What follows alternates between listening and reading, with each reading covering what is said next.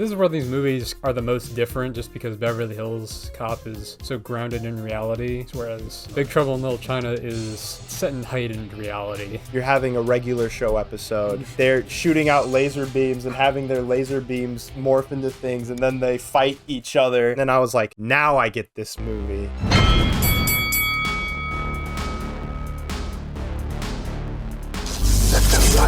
Welcome to Film Fights, where we don't just talk about movies, we make them fight. Today, continuing our 80s action movie tournament, Beverly Hills Cop versus Big Trouble in Little China. The poll beforehand had Beverly Hills Cop at 77% and Big Trouble in Little China at 23%. So Beverly Hills Cop is leading as the favorite today. That does not mean it's going to win at all, but we will see. This episode, we're also going to be doing things a little bit differently. If you notice, I cut up the episodes a lot. I shave a lot of content out of them. But this time I'm going to go for more of a naturalistic approach. Let the conversation flow as it normally would, as opposed to rearranging everything and trying to make it as cohesive as possible. If you want that type of cut up style, you can check out my main channel, Buster Brown. Link will be in the description. I gotta plug. I'm the only one who's gonna plug my own channel, so I might as well. Let us know in the comments down below. Do you prefer Beverly Hills Cop or Big Trouble in Little China? That sounded a little weird, but it's whatever. And also let us know if you like our new naturalistic approach. It sounds like I'm like about selling them in like a nature bar or something. Try the natural approach to the Film Fights podcast. This one's non-GMO. Exactly. Without further ado, let's get into Big Trouble in Little China versus Beverly Hills Cop. Beverly Hills Cop, directed by Martin Brest and released in 1984, is a classic action comedy film that stars Eddie Murphy as Axel Foley, a street-smart Detroit cop who heads to Beverly Hills to solve the murder of his best friend. Written by Daniel Petrie Jr. and Danilo Bach, the film brilliantly combines elements of humor, action, and crime investigation, showcasing Murphy's comedic genius and charismatic screen presence. Big Trouble in Little China, directed by John Carpenter and released in 1986, is a cult classic that blends action, fantasy, and comedy. The film stars Kurt Russell as Jack Burton, a confident and talkative truck driver who finds himself entangled in a supernatural battle within San Francisco's Chinatown. Written by Gary Goldman and David Z. Weinstein, the story revolves around Burton's quest to rescue his friend's fiancée from an ancient sorcerer in an underground world filled with bizarre creatures and mystic forces. For round one, we have narrative and pacing, which is worth 10 points from each of us. For the plot of Beverly Hills Cop, it's pretty standard. Both of these movies don't have deep narratives. They're comedies at the end of the day, so don't expect us all to dive too deeply into these movies. You don't know the Axel nuance. Foley, he's a Detroit cop, and just when he thinks he's in the worst place in the world, he goes to California. I actually researched with an hour-long video on Beverly Hills. No, I'm joking. Anyways, you didn't do the research beforehand. You don't know the You nuance. guys didn't watch these video essays? Yeah, Nuance. he came prepared. So yeah, I mostly like the narrative and pacing. We commented when we watched it that it's sort of weird at the beginning. So, because the movie starts at the beginning where he's in Detroit and it establishes him in Detroit with the Detroit characters, it's got the guy who plays Burke from Aliens, and I'm thinking, okay, this is spending a decent amount of time here, and then his friend comes and visits him. He gets capped by some guy from Beverly Hills, and so then all of a sudden, the first 15 to 20 minutes of the movie feels a little bit like wasted time because he just immediately goes to Beverly Hills Cop. And then it introduces us to a new police department and new characters. And I like those characters better, so that works for the movie. But at the same time, it is a little bit like, it feels like it wasted time a little bit on the pacing section, I would say. It takes a little bit to get started. But once you're in Beverly Hills and once you're there, I think the movie picks up significantly. And it doesn't feel like it drags for the majority of the movie, which I think is more important anyway, because how the movie leaves you and how the majority of the movie feels is more important than just the pacing of a beginning section. Yeah, personally, I kind of like and respect that setup, and it's putting an effort into sort of world building like that at the beginning. And although I kind of like and respect that, it is kind of weird just because it's played completely straight at the beginning, and it really is just like once he moves to Beverly Hills, it becomes the movie it was supposed to be, where it's a comedy. So the beginning is kind of weird like that, but Yeah, he's I like don't know. putting bananas in people's exhaust and Yeah. it just doing silly Eddie Murphy things to get out of situations that we all know wouldn't work in real life. But it's fun to see the plot work in that way where he can just do these things and get away with it. You have to suspend your disbelief for sure, but I would argue there's not a single comedy movie out there that you don't have to suspend your disbelief. So, overall, I think the movie is fun. I think the plot is good for what it's trying to do. Some pacing issues, some jokes don't land, which is the first time we really get to say that. Actually, I realized I just did the 31 on 31, so I'm like, Yeah. feels weird. I was just saying this about a bunch of comedy You movies. didn't put Beverly Hills Cop on that list. Yeah, I did not. It was Coming to America with Eddie Murphy. Check out my 31 on 31. The double plug Man. on your own Like channel. I said, who's going to plug my videos if not me? What did you think about the plot of Beverly Hills Cop? The narrative of Beverly Hills Cop is actually pretty good.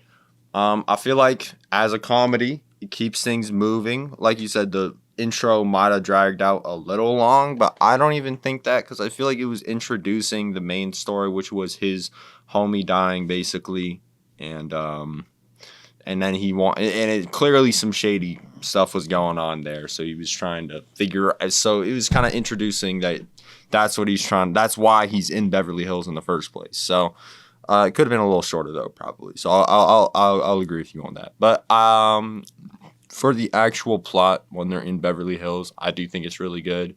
With the things with the bananas and the exhaust pipes, I thought it was funny, and it's a comedy, so I don't think that tracks anything. I do really like how Eddie Murphy's character, Axel Foley, will just get out of any situation with his insane charisma. As Malcolm X would say, by any means necessary. Just like he gets in or out of any situation he wants with his insane charisma stat, maxed, passes every charisma check.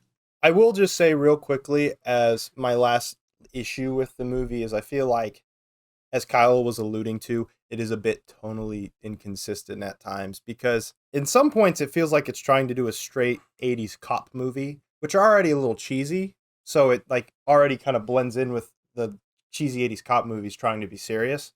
But then you also have Eddie Murphy, who is being kind of over the top, and so he sometimes just sticks out like a sore thumb. When it comes to the plot, he's entertaining, but it does lead to a little bit of tonal inconsistencies within the narrative itself, where it's kind of struggling to find what it is. I would say the times when that happens is when Axel's trying to give them that fake story of what happened, trying to make the other guys look better.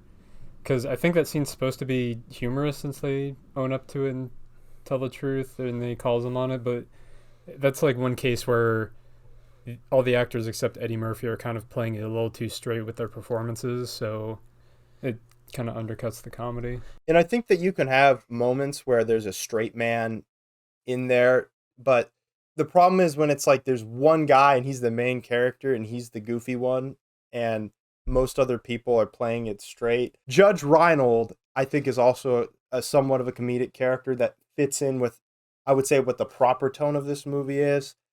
At the end of the day, it's a comedy. I don't take it that seriously. I think it's fine that there's some tonal inconsistencies, but I do just have to point that out. Yeah. I disagree. I think it's really funny that you have like one or two characters that are like are in a comedy and the rest are just like in the real world. Like I think that's a funny concept. I think it's entertaining as a concept, personally. Film Fights fans, this is my sister. First time ever. She caught the end of Beverly Hills Cop, And it sickened her so much. that she actually has been ill for the last couple of days. What are your thoughts on Beverly Hills Cop from what you gathered? We need a female's perspective. It's kind of a dude club here. Wait, no, What a woman's perspective. Edit that. That is the woman's perspective. You can leave now. What happened again? What happened again? again? They were like shooting yeah. with Eddie Murphy and Neil from the Santa Claus. Yes. We did talk about Neil from the Santa Claus. A little bit.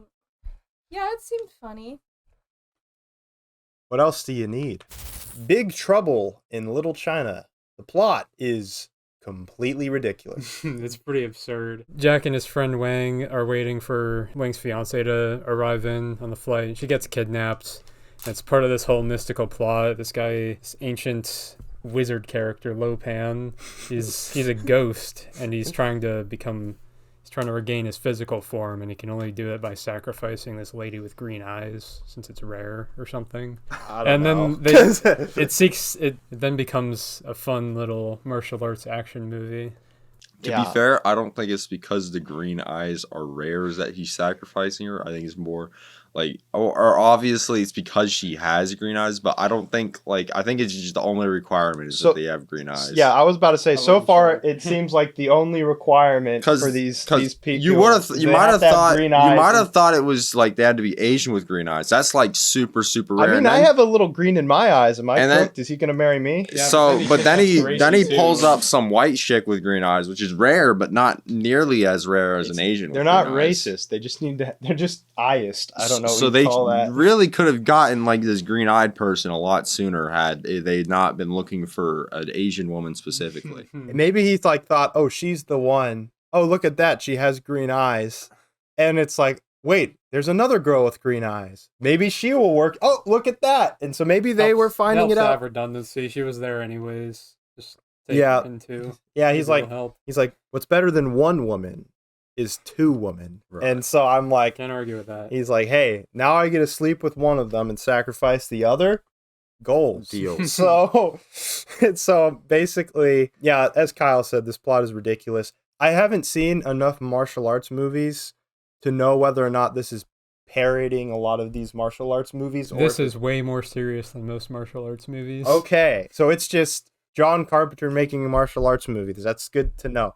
Either way, it is completely absurd. There is a lot of humor in this movie, and it took me a while to get it because the movie starts out straight enough, and then as it goes on, it gets more and more ridiculous to the point where you're at the end and you're having a regular show episode where they're shooting out laser beams and having their laser beams morph into things, and then they fight each other.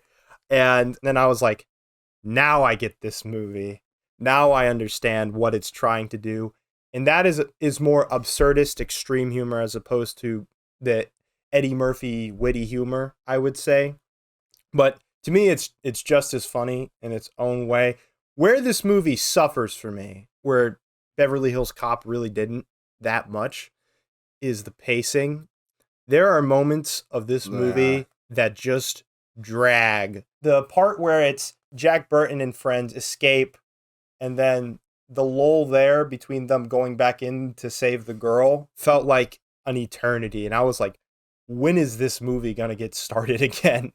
And luckily, it ends off very strong, very bombastic, humorous, fun. But there is a lull right before that really, really drags. And there's a couple of lulls throughout the movie where I'm like, nothing is happening. I was trying to keep my eyes open for some of it, to be honest. Yeah, he was falling asleep. Well, I'm not going to give a rebuttal to any of that because I kind of agree mostly. It's just that I think it was nice at least that the movie is... It's almost like something like the Iliad and the Odyssey, you know? What's happening is still sort of a mythological story. I like that it builds to it gradually, like the absurdity to it, so that felt a little more natural, and the characters' reactions to things felt more consistent. Yeah, I'll agree there in the sense that where I felt Beverly Hills Cop suffered from some tonal inconsistencies, it felt like Big Trouble in Little China was building. It was like slowly just getting more and more ridiculous. And so it took me on an experience more. And so I like that element, but I did still have a lot of problems with the pacing where it just felt like the movie completely stopped. Let's get to scoring. We're going to start with Beverly Hills Cop. Okay, so for Beverly Hills Cop, I'm giving it an 8 for narrative and pacing because narrative was funny and was entertaining to me, and the pacing was overall, very consistent. I'm giving Beverly Hills Cop a 7. Docked points for tonal inconsistency and pacing issues at the beginning. Other than that, thought it was a lot of fun. Worked great as a comedy. I'm giving Beverly Hills Cop a 7 out of 10 for narrative and pacing. Similar reasons. They're just the beginning didn't quite fit with the rest of it, and I'm not sure where else to apply how the comedy I felt hurt the narrative. Now let's score Big Troubies in Little China. So for Big Trouble in Little China, I'm giving it a 6. I thought the narrative was, although really goofy, I feel like it worked for the movie, though I feel like the pacing was kind of lacking. I'm giving Big Trouble in Little China a 7 out of 10. This one's more where the pacing was worse than Beverly Hills Cop, but I thought that it was more tonally consistent, and I really liked the gradual build, so I shall give it the same score. Big Trouble in Little China gets a 7 out of 10 on narrative and pacing. As much as I love the narrative and how it presents the story, like they said, there were pretty significant pacing issues. For round 2, we have characters and acting, which is worth 5 points from each of them. Beverly Hills Cop, Eddie Murphy as Axel Foley. The best part of the movie, to be honest. He's really funny. His comedic timing is on point, even though it's sometimes a little jarring when he's bouncing off other characters that are playing it so straight. I still think that he does a great job being a charismatic presence. Yeah, I definitely agree. Completely steals the show and, peak Eddie Murphy content. And I think other things that I like is that he understands why he shouldn't be able to do what he is doing. And I prefer that to protagonists who are just naive about it. Like, oh, why can't I just break the rules and get away with it? He gets it. He's trying to do the right thing at the end of the day, and that makes me like him more as a protagonist. I agree with this. I think he is very, very funny. I'm also a big fan of Judge Reinhold's character. Detective Billy Rosewood. Very, very funny as just a slightly slow. And I like the gag where he was just a crack shot and hit everything. That was pretty funny that he was doming people. Because he was they played him as this dumb cop, and then he just hits everything. I'm familiar with Judge Reinhold from Fast Times at Ridgemont High, where he plays Brad. I love him in that. It says 100% guaranteed, you moron. Mister, if you don't shut up, I'm going to kick 100% of your ass. But more importantly, Santa Claus as Harley's stepfather, Neil. I thought his comedic timing was just as good as Eddie Murphy's, honestly. I think as a comedic presence in the movie, he fits in perfectly, because when he's bouncing off Eddie Murphy as this sort of idiot cop, it's just, you have to suspend disbelief a little bit, but it's in this perfect ratio where you just kind of buy their relationship when they're bouncing off of each other. More so than John Ashton as Sergeant Taggart, who I still liked as a straight man who thinks he's really smart, but at the end of the day, he's really not smarter than Eddie Murphy. Other than that, I mean, I don't really know of any other characters that were just really popping off. He's got the nice girl who I wasn't annoyed by, but I wasn't bothered by. Jenny, yeah. She was fine. Lieutenant Bogomil, Dick Jones from RoboCop. He was fine. He was good. I like that he kind of lied at the end, which was set up by Eddie Murphy at the beginning or in the midpoint in the movie. So I thought that was a good little gag that they got there. The villain of the week, pretty standard. Nothing really, didn't have a whole lot of energy. Not a whole lot of amazing characters, but I think that the main trio was pretty all right, and I kind of like that. You said it all. I agree with all of that.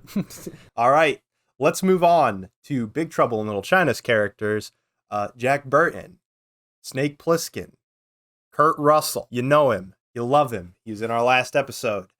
I actually like Kurt Russell, for what it's worth, better as Jack Burton than I did as Snake Plissken, where I had a hard time buying his performance as Snake Plissken as a guy who's... But he's so cool. But he's not. But he's not. He kind of got a kick the whole time. Exactly. He's really not cool. And in this movie, he's also not cool. But Well, I feel like the movie's it's different because he is cool in the sense that he's more of, instead of being this like top special forces guy who's supposed to like, he's a trucker. yeah, he's just an average guy, and he's going up against something totally out of his realm, and he's holding his own. He's a tough trucker with a lot of screen presence, and I think Kurt Russell's more goofy acting style really lends itself to that character. And I buy the consistency of what John Carpenter, again, was trying to go for with the character of Jack Burton, more than Snake Plissken, but obviously we're not comparing this to Escape from New York, we're comparing this to Beverly Hills Cop. As a protagonist, I like Jack Burton just as much as Axel Foley. I just think I like him for different reasons. Kurt Russell's comedic timing in this movie is perfect. I liked when he shot the ceiling or whatever, and then the ceiling came down on him. He just knocked out for the next 5 minutes of the movie. That's like something I would hypothetically say I want to see in a movie. So yeah, that's pretty awesome. No, that was exactly, that was perfect. That type of energy throughout the whole movie. We mentioned the exposition dumps that were happening in the narrative section, and just him going like, "What?" His flesh and his bones are atomized. He becomes a dream. What? Yeah, I like how Jack Burton, I don't see him as the main character watching that movie. I see him as the audience's surrogate. Yeah, exactly. It's their surrogate for being invested in this underground plot going on in Little China. Yeah, he's the everyman. Yeah, I see Wang as like the main character, sort of. The story mostly revolves around him and his fiance. So while I like what he does in the movie, I can't say that I was particularly invested in his character, in his relationship. I don't know if that's the performance or the writing or just that it's a funny movie. So I don't care about the serious stuff as much. I didn't find myself fully buying into that element of the character. Like, I liked Detective Rosewood from Beverly Hills Cop more than Wang. The characters for me, other than Jack Burton, were just fine, I would say. Other than, what's the main villain's name? Lo Pan. I actually liked Lo Pan. When it comes to villains with just cool. A lot of screen presence, he looked like, what's the dude from Mortal Kombat? Shang-Chi. He was mix of like Shang-Chi and... Or is it Quan Chi? Quan Chi and Shang Tsung. Yes, Quan Chi, Shang Tsung, the perfect. It was the mix of both of them, so that actually works. He had such cool energy to him. I liked his powers. I like that his motivations are kind of ridiculous too. I love how over the top he is. He's kind of like the Chinese emperor from Star Wars, basically. not the Chinese emperor in general, but I just think that his energy was great. Loved him as the villain, way better than the villain in Beverly Hills Cop. Yeah. Jack Burton's really good. Wang's okay. The girls are okay. That's my thoughts on the characters. I would say I kind of do like Gracie Law a little bit more in this. I think she had a little more screen presence than, other typical love interests in these movies, and she had more of a bit of a personality and a stake in it. Like, she still ends up being kind of a damsel in distress, but at least at first she's a little more forthright. And honestly, I feel similarly about her as I do to Charlie from Top Gun. I'm sorry, I gotta bring her up again. She's got that Top Gun Charlie energy for me. Fourth, but think about this, Charlie. She gets a lot of call-outs, so clearly she left somewhat of an impression. She's forever the stereotype of just okay female characters that work as a love interest for the main. Like, about the same for me, but I can understand what you're saying. Yeah, and otherwise, I don't know. I kind of like that Wang fills the role of typical protagonist in a mythological story, just trying to save his wife and everything. And he does have some pretty cool moments with Jack. And I want to say at some point he thanks him for like sticking around and helping him out so much. And I don't know, I kind of like their friendship in that way. And it's a very basic thing of like, oh yeah, I care about my friends, but I think it's different when you're so out of your element and he decides to stick with it anyways. Yeah. And yeah, otherwise, I liked that, and I think a lot of the characters' performances the way they take it so seriously helps the absurdity of it. Let's get to scoring. We're going to start with Beverly Hills Cop. So for characters, I'm gonna give Beverly Hills Cop a 4 out of 5. Basically, all I have to say is Eddie Murphy was really funny. Billy was really funny, and I like Taggart and the Chief. I'm giving Beverly Hills Cop a 3 out of 5. Eddie Murphy's great as Axel Foley. Judge Reinhold's great as Detective Rosewood. The rest are take it or leave it. I'm giving Beverly Hills Cop on characters and acting a 4 out of 5. I quite like the performances and the characters. I think they have just the way they write the traits pretty well is pretty good, and then the villain and Jenny are just kind of subpar, but otherwise good performances. Let's move on to score. Big Trouble in Little China. Why did you space it out like that? Big Trouble in Little China. I'm gonna give it a 3 out of 5 for characters. I'd say they're similar. It was just a little bit lacking a little bit, but you know, really good. So good. I'm giving Big Trouble in Little China a 3. Very similarly to my thoughts on Beverly Hills Cop. I like Jack Burton. Thought Wang was okay, but that villain was heat. The rest of the characters, mid. I gave Big Trouble in Little China a 4 out of 5 on characters and acting. I like how the characters react to everything, and the performances helped elevate the story, and the villain was really good. The only thing is I think some characters lack purpose. Let's get into round 3, which is action sequences and choreography, which is worth 15 points from each of us. When it comes to action in Beverly Hills Cop, there's honestly not that much to chew on. The shootout at the end stands out. I would say that the opening driving scene is a lot of fun. Outside of that, though, not a whole lot going on. You'll have like little moments which are funny, like them throwing Eddie Murphy out a window and then the cops arrest him.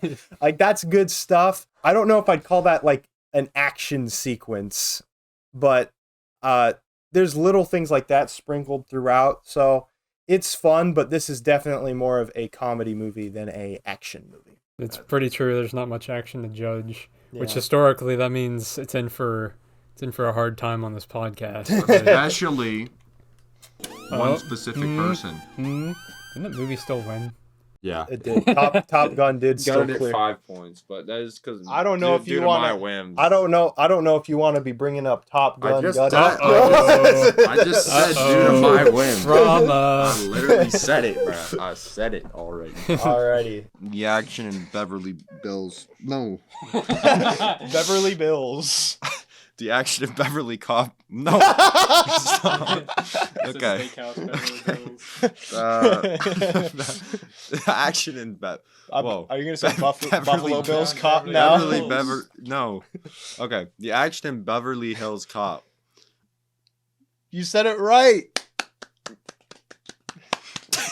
With the action in Beverly Hills Cop, I do agree that it's definitely more comedy focused. I don't necessarily think that's a bad thing, as this is action comedy, so I'm not gonna be just judging it on action, you know what I mean? But shut up. Shut up. The excuses start now. Here comes the bias. Why did you even ask for my opinion, bro? Why did you even ask for my opinion at this point? I ask myself that every day. But the action scenes that were there, I really enjoyed the final action scene, and while I get that it might not have been the peak of choreography, it was still really fun, which is good. Yeah, I don't think that the last action scene is like anything super special. At the end of the day, it's kind of a pretty standard shootout, but I mean, it works. It serves its purpose. I had a lot of funny moments. Yeah. I'll say I don't think it needs to do anything super special to be a solid action sequence, and I think that was a proper time for the comedy to take kind of a step back. Yeah. And it did so, like, it had the proper tension and everything, and otherwise it felt practical, and as long as it's just kinetic like that and feels like it's moving forward and it's just solidly made, then that's all it needs to be a good action scene for me. And I mean, the driving sequence at the beginning was also pretty awesome. Yeah, I was actually surprised that the rest of the movie doesn't have something like that, but Yeah. it was like super practical. It was a lot of fun.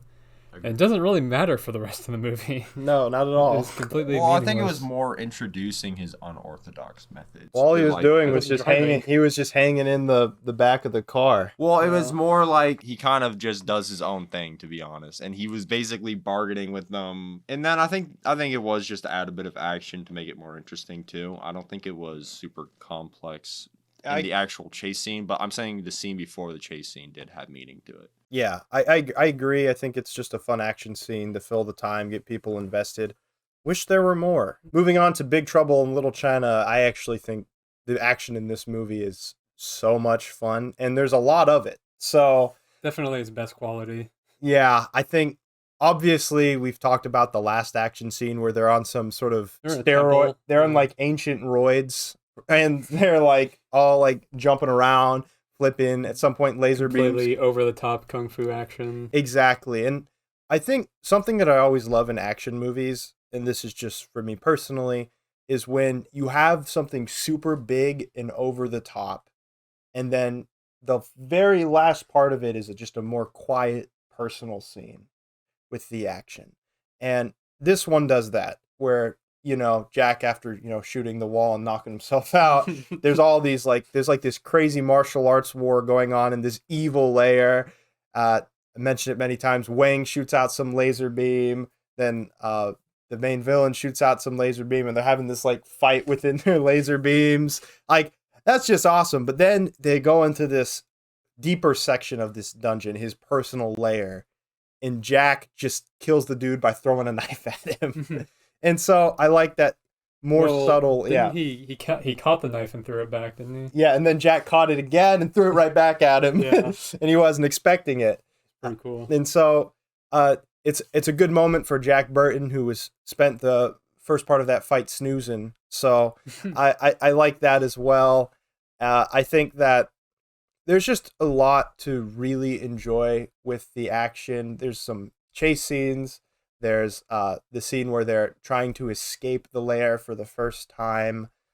And, you know, there's just a lot of good stuff that's really, I won't say like realistically choreographed Right. at all. No. What it kind of reminded me of, like the overall action of this movie, while obviously not to the same quality, no offense, it kind of reminded me of Blade a bit. I knew Blade was going to enter this chat. I had to talk about it because all the ridiculous movements kind of reminded me of Blade, which is peak 90s action. You should watch it. I think something key about it too is that there's a variety of action set pieces, so they're fighting in a lot of different places, and the context for what's happening is completely different. So the first action scene, I think it kind of takes a while to get to first real action scene other than at the airport, but it was in that alleyway, and that's when both the clans come out and they have that face off, and it just puts you right into the ridiculous nature. Raiden comes down. Yeah, it's so great. He's got the big hat and starts shooting lightning. And like I said, this is a character thing again, but just Jack Burton reacting to everything going on, knowing nothing, like we know nothing,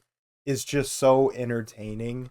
Sometimes the choreography doesn't work, but like that just feels stupid to say because it's trying to be ridiculous. This movie plays into the fact so well that it's just low budget martial arts movie doing everything extreme. Even bad special effects feel like it works in this movie's favor. Yeah. I don't really have too much to say. It's just subjective things that I don't like sometimes. It can be hard to argue for that because, you know, I feel like a lot of people now would go back and watch it and be like, oh, that was just silly, so I'm going to say it was bad. But I think the key thing there is that they put a lot of work into making it look ridiculous.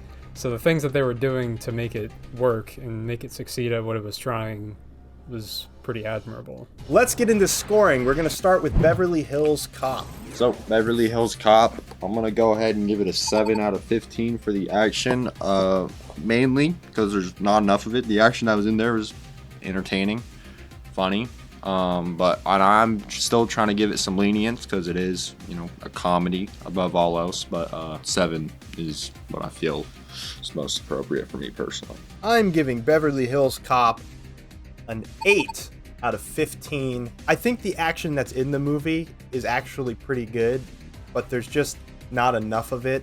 And I will have it be above average, just simply because I don't think it hurts the movie at all. Unfortunately, we're just doing an action tournament, so I do have to dock points. I will give Beverly Hills Cop a 10 out of 15 on action sequences and choreography, because I think it succeeds pretty well at doing those things, but I can only give it so many points for just having 2 competently made action scenes. Now let's score Big Trouble in Little China. So for Big Trouble in Little China, I'm giving it a 10 out of 15. The action was definitely, there's a lot of it, and it was usually pretty entertaining. So yeah, definitely above average, giving it a 10. I always struggle to rank movies like this because they're so ridiculous. On one end, it's a 0, and on the other, it's a 15. However, I am going to give Big Trouble in Little China an 11 out of 15. Ton of fun, ton of technical faults. Overall, though, I love it. I give Big Trouble in Little China a 12 out of 15 on action sequences and choreography, because it's very good at succeeding what it tries to do, and I think they put a lot of good work into making those action scenes succeed and look like they're supposed to. Let's get into round 4, which is cinematography, special effects, and production design, and it's worth 10 points from each of us. Beverly Hills Cop, I think, is just all around pretty good. Nothing too bad, nothing too great. There's no special effects that are horrible and jarring because everything's practical. Eddie Murphy getting thrown through a window is good. The car chase at the beginning is fun. And it's very bright lighting, very high-key lighting, which fits the comedic tone, though goes to more high contrast, low-key lighting when it needs to. I think that overall it's just a aesthetically pleasing movies. The colors pop. It's sunny outside, reflecting Beverly Hills. And one little detail I do like is that they made Detroit look distinctly more bleak than Beverly Hills. Yeah. And I think that that's a nice little detail. It's just a good looking movie, and sometimes when something doesn't wow you but you realize they actually did good stuff, I think it's solid. What do you have to say? I kind of mostly just agree with what Hunter was saying, but I did think there was I thought there were some cool shots, like during the opening scene. Overall, pretty good stuff, not gonna lie. Let's move on to Big Trouble in Little China. It's a tough one for me because I love John Carpenter's visual style. I love his deep, dark contrast he always likes to do. I love the way that he frames things.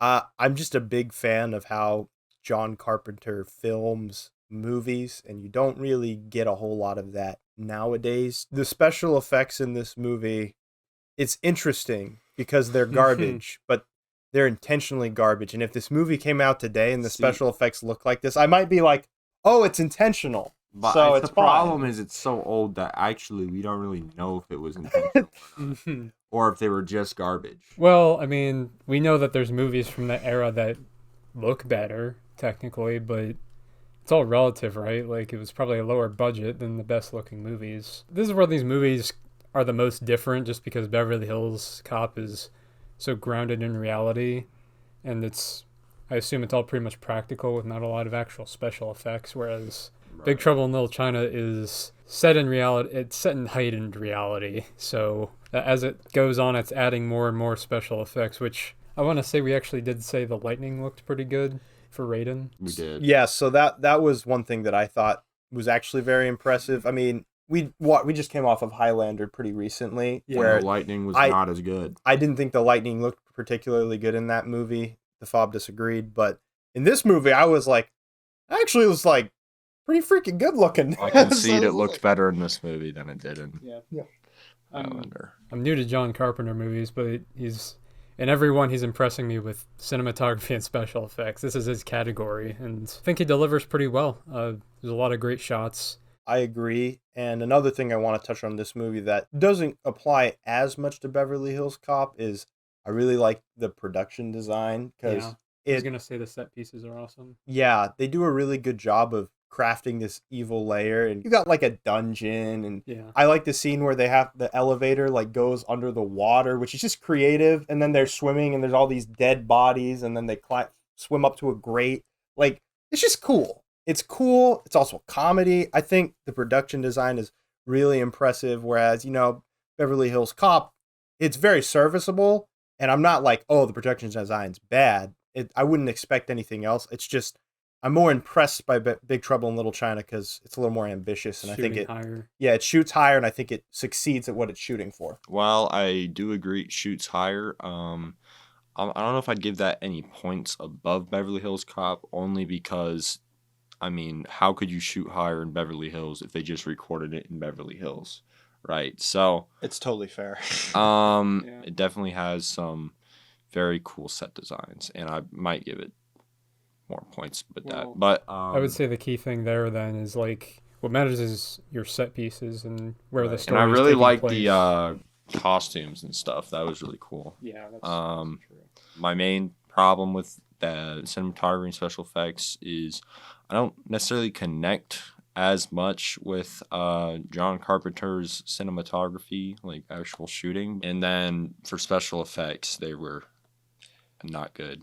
Well, yeah, and that's one And thing. even for the 80s, they weren't good. So I think this is the most subjective category when it comes to Big Trouble in Little China because I like the special effects and I think I know what he's going for.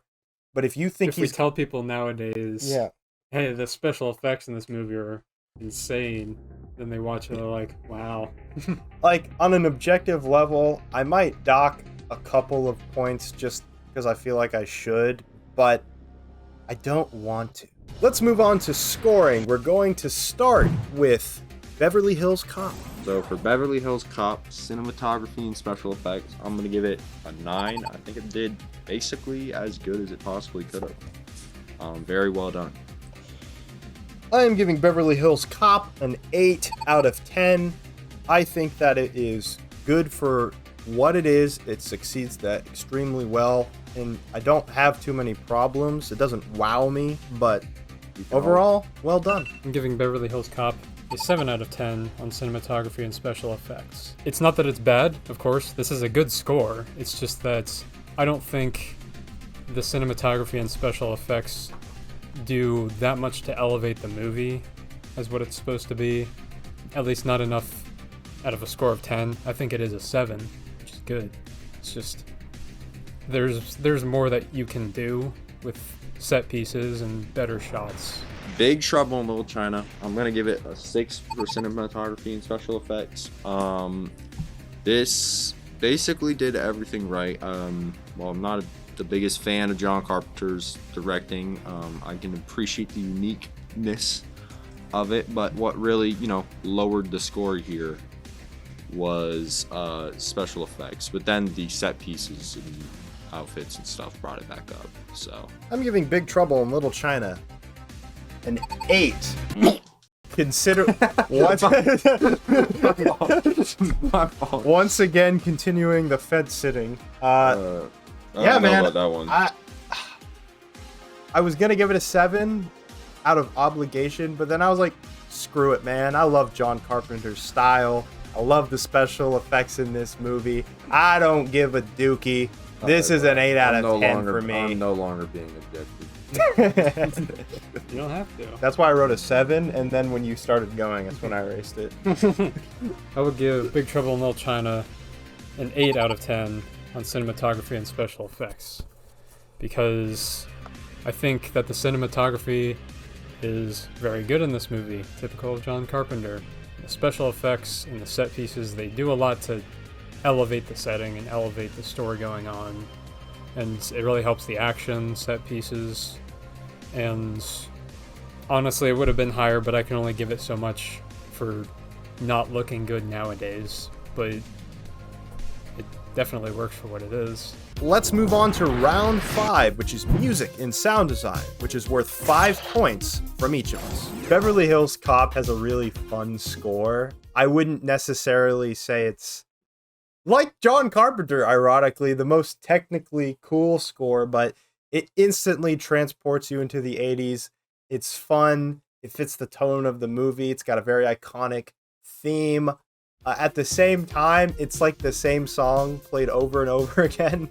It works. Yeah, I was wondering if you were going to say the exact same thing. Yeah. I was going to say. Yeah, It works. it's the same song over and over again. It works. It's to the point where I was laughing, so maybe I could say this movie is playing 4D chess because it's just a meme every time it comes in at some point. So It makes me smile. it does. It's transports me back into time, but I docked 2 points off cinematography for Big Trouble in Little China, even though it's a 10 in my heart. You were gonna give it a 10? Not really, in my heart. It is repetitive on a technical level. I didn't really mind the repetition too much, but I can't be like, what an impressive score. You know what I mean? Iconic though, fits the tone of the movie. I mostly agree. There's only so much you can give it for, because I don't remember any other song. How am I supposed to? But I mean, otherwise the sound design was really good. And Yep, the sound design has that great 80s crunch, 80s bite, 80s sting that I love. And it's just that. Nothing too crazy, nothing too bad. Solid, I would say. You want to talk about the sound design? I feel a bit more positively because I don't really mind the repetition at all. So the sound design is really good and the music is really good, though they probably played it too much. Like if you got mad at Top Gun for playing Danger Zone too much, imagine basically every 30 seconds. it's hard to score it because it's like, if it should be the iconic Axel Foley theme, then it's happening too much. But if it's supposed to just kind of fit the vibe of the 80s, then you could use more variety and it could fit the scenes better. That being said, it was never like grading, so yeah, definitely not. It's good song still. I wouldn't dock too many points for it, I don't think. Moving on to Big Trouble in Little China, John Carpenter once again does the score. I despise his music. Well, I'll say this. This was out of the Escape from New York and Halloween, which are movies I'm more familiar with from his catalog. This is probably my least favorite. There's no real like memorable theme that sticks out to me. I'm just hearing his synths throughout the movie, which I actually do think fit the tone very well, but it's not memorable. It's like the opposite problem of Beverly Hills Cop, which is usually John Carpenter's first problem. So See, it's it's interesting. as Kyle says, he plays the keyboard one key at a time.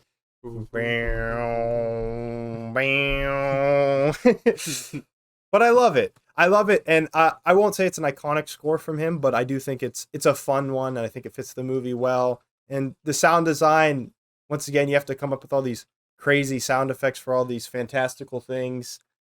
80s crunch, 80s bite. You know what to expect. I feel very similar. To a lesser extent, though. I don't know. As you have a comfortably less, though. I would say the sound effects are more over the top in Big Trouble in Little China, though, because But they're not doing as all these. crunchy, as you would say. Yeah, maybe not as Yeah, crunchy. but not everything should be have Has to be. a crunchy sound effect, not like lasers. Yeah, I think it's over the top, but once again, that fits the tone of the movie. So I agree. I'll concede. like I said, soundtrack's just okay. I don't think that the sound design is anything super special. I wasn't blown away by it, but I think it fits the movie well. Let's get into scoring. We're going to start with Beverly Hills Cop. So for Beverly Hills Cop, I'm going to give the sound design and music a 4, just because I thought the theme was really funny and it fit the movie really well. Though, you know, it could have been a 5 if they played other songs, but it's okay. As my brother would say, for Cop Hills Beverly, I'm going to give it a 3 out of 5. Like the theme, repetitive. Sound design's pretty standard, but no problems, no real issues. Give Beverly Hills Cop a 3 out of 5 for music and sound design. And the song is fun and all, and it's just that I think it's pulling against itself a little, it being throughout the whole movie. And yeah, just like what I said before. And I just think there's there's movies that have a 4 in this category where I'd definitively say they're better. So for Big Trouble in Little China, China. Big Trouble in Little China sound design, I'm giving it a 2 out of 10. I'm under the personal belief that John Carpenter has like a 5-year-old like actually make the soundtracks for this, and that's his ghostwriter, like his ghost producer. Yeah. So music not good, but the sound effects were pretty solid, maybe a little above average, but did not save the actual soundtrack. I am giving Big Trouble in Little China a 3 out of 5. The soundtrack was just okay. The sound effects were fine. Overall, I just think it was a not standard, but a supplementary solid experience sonically.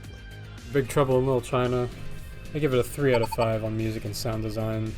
I like that it has still a variety of songs that fit different scenes, and as long as you do that, you get a 3 out of 5 from me. And the sound design helped out a lot of scenes, and it was all entirely serviceable. Our final round is themes and motifs, which is worth 5 points from each of us. I don't think that either of these movies are super strong. No. I said let me start, buddy. Let me start. Well, buddy. I'm giving you my opinion I think that they're not super thematically strong. You start every time. You've but- been introducing. All right, everything. fine. Give your thoughts, Bucko. I don't have any. There's no themes. No, after all that. I think there are themes of really doing the right thing, even if you're using questionable methods, and justify the means kind of theme. The Dirty Harry approach. Right, where you're really doing unorthodox things like breaking into these facilities, which is definitely not legal, and I'm pretty sure that evidence doesn't mean anything in a courtroom. But, well, I think this is also present in Big Trouble in Little China a bit. There are themes of loyalty, of, his friend dies. His first thought is, how am I going to avenge him? Like I said, I don't think that the themes really mattered too much for either of these movies, just because they're comedies. I think there's little nuggets you can grip onto, like the Fob said. It's why did you phrase it like that? I didn't mean it. How else do you eat chicken nuggets? Do you eat it with a fork?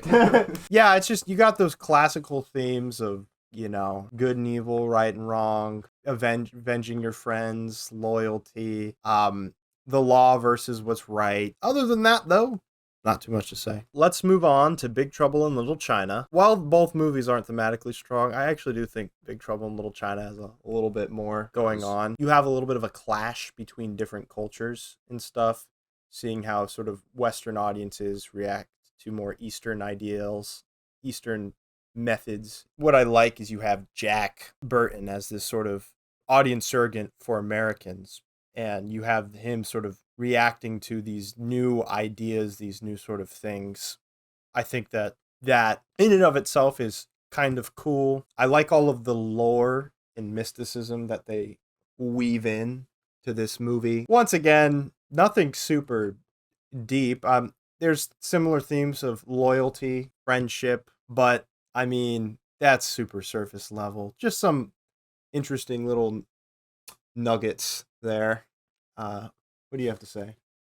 I don't think Big Trouble in Little China is thematically strong. Yeah, I disagree with you. I do like a lot of the motifs from Eastern culture, and I like that this is a movie that's built up as a mythological story, and that's kind of all I can give it.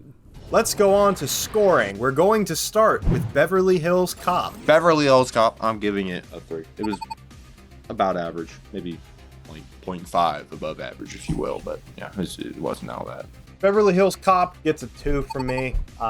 Didn't really do anything that interesting. I do like some of the classical themes and motifs of revenge, loyalty, whatnot.